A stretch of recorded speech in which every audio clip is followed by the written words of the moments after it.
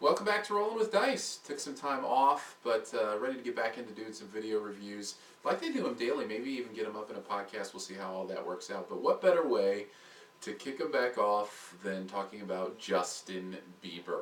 New movie out today, Never Say Never from Justin Bieber. I've actually seen it because I was invited to check out a sneak preview. I think they wanted to get an opinion from the faith-based audience about what they thought of the Justin Bieber movie. And I can tell you, very clearly and very directly, it's a great movie. It's very well done.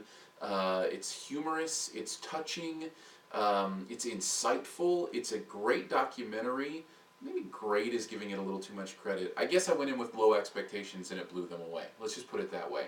But let's talk about the Bieber phenomenon in general right now, because I really didn't know much about Justin Bieber except for a lot of people I know hated him, and I'm not sure why. But after watching this movie, I gotta tell you, little bit of a Bieber fan, and the reason is because I'm rooting for this kid. I want him to do well. I want him to succeed. I want him to make it through this stage in his life and still be a nice person and a good person like he appears to be in this movie.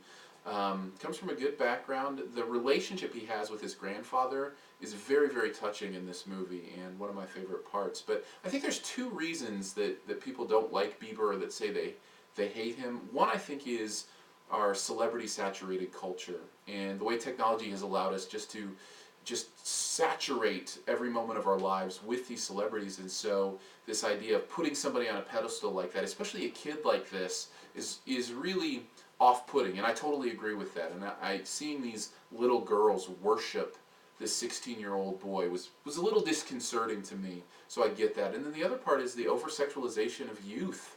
The idea that these little girls are having these romantic feelings or emotions is just really uncomfortable to me. And the fact that he's 16, and to be honest, that's too young to really be singing the kinds of songs that he's singing. Love songs. I'm not saying they're dirty songs. I'm just saying even the love songs, it's just a little strange. So I get those two things, but at the heart of it is a very, very talented young man, extremely talented. Some of the video of the stuff he does when he's a kid and drumming is incredible, and I'd say see this movie. If you don't go see it in 3D in the theaters, which I'm not sure why it was in 3D, didn't really need it. If you don't do that, I would rent it. Definitely rent it and get a better idea of who this Justin Bieber kid really is.